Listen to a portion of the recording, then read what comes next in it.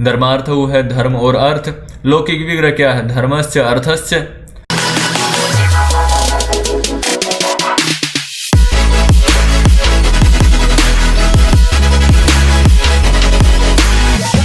ओम नमस्ते जी।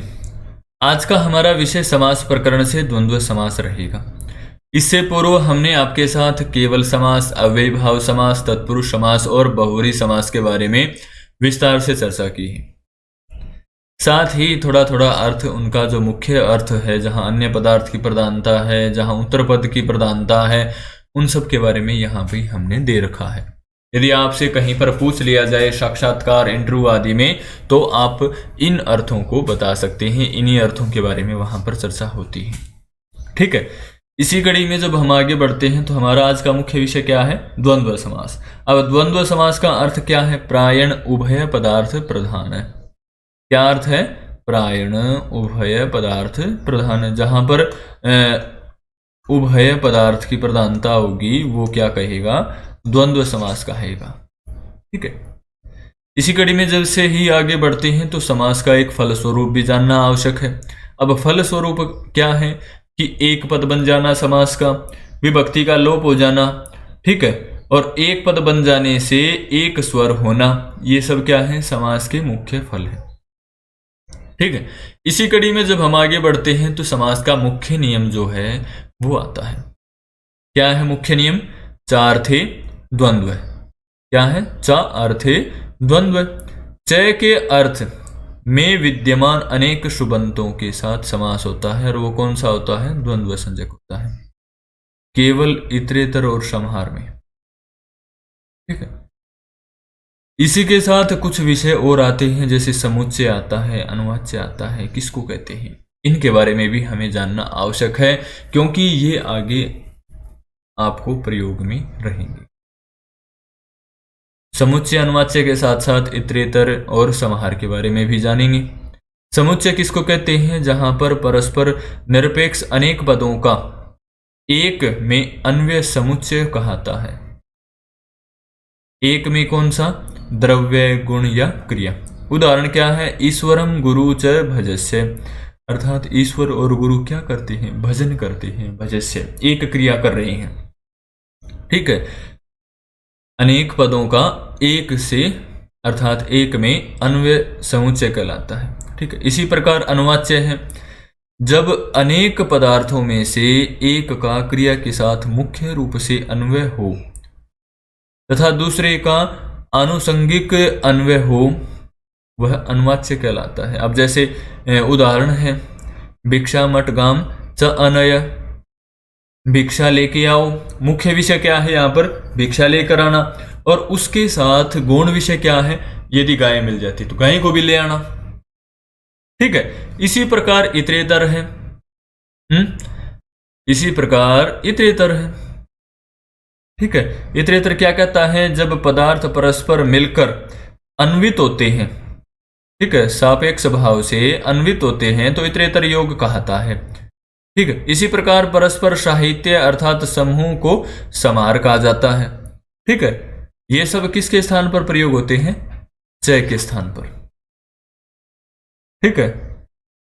इसी कड़ी में हम जब आगे बढ़ते हैं तो हमारा दूसरा नियम आता है, राजदंतादिषु परम। क्या नियम है? राजदंतादिषु परम। मेरे साथ बोलेंगे, राजदंतादिषु परम। अब व्याख्या क्या है? राजदंतादि गण में पठित शब्दों में पूर्व के योग्य अर्थात उपसर्जन का पर प्रयोग होता है। अब ये अपवाद सूत्र है किसका? उपसर्जनम पूर्वम का। नीचे दे दिया गया ना, यह सूत्र उपसर्जनम पूर्वम सूत्र से प्राप्त उपसर्जन का पूर्व निपात जो होता है उसका अपवाद सूत्र है। ठीक है। इसकी बजाय राजदंतादिषु परम से होगा पूर्व में प्रयोग। अब उदाहरण हमारे पास राजदंत है, अर्थात दांतों में जो श्रेष्ठ है, जो राजा है दांतों में। लौकिक विग्रह क्या है? दंतानाम राजा, और अलौकिक विग्रह दंत आम राजनशु। यहां पर चार्थ द्वंद्व से समास नहीं होकर षष्ठी से होगा, क्योंकि षष्ठ्यंत सुबंत का समर्थ सुबंत के साथ तत्पुरुष समास प्राप्त है, तो तत्पुरुष समास होगा।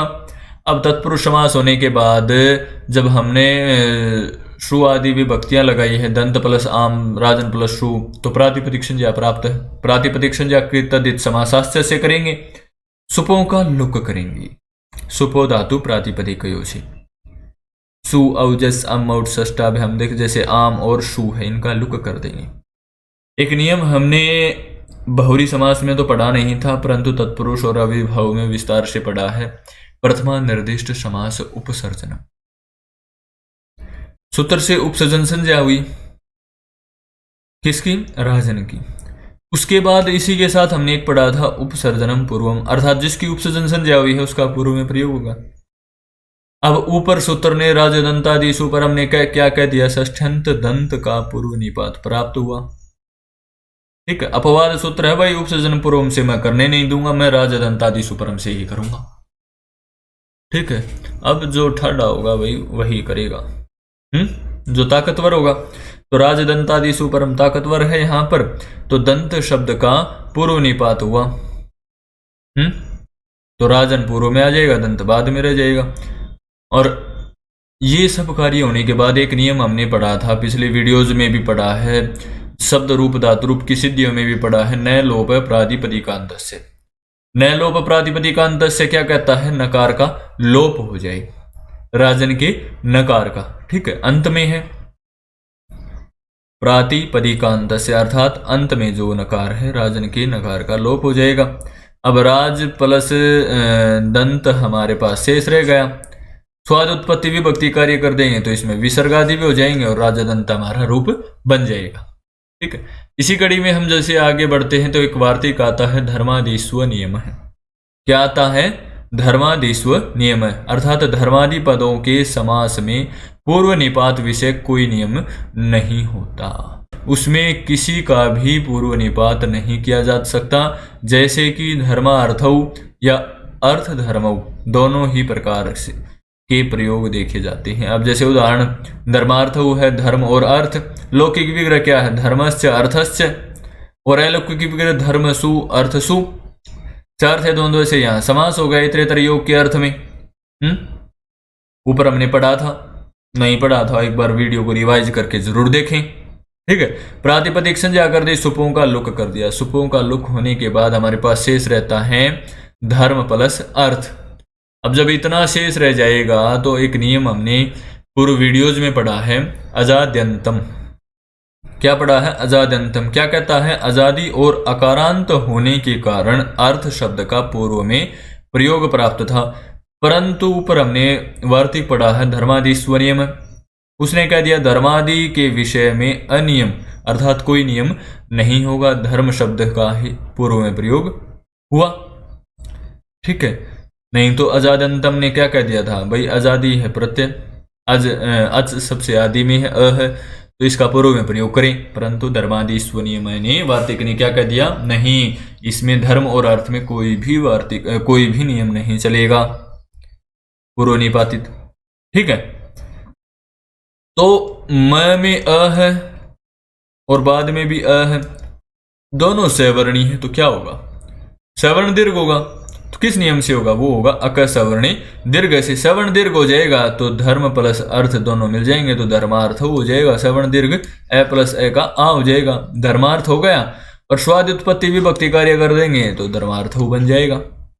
ठीक है, आज के लिए इतना ही हमारा विषय रहेगा क्योंकि समय काफी हो गया है। ठीक है, कौन सा विषय रहेगा? द्वंद्व घी से अपने विषय को प्रारंभ करेंगे। धन्यवाद, फिर मिलेंगे इसी प्रकार की नई नई वीडियोज के साथ।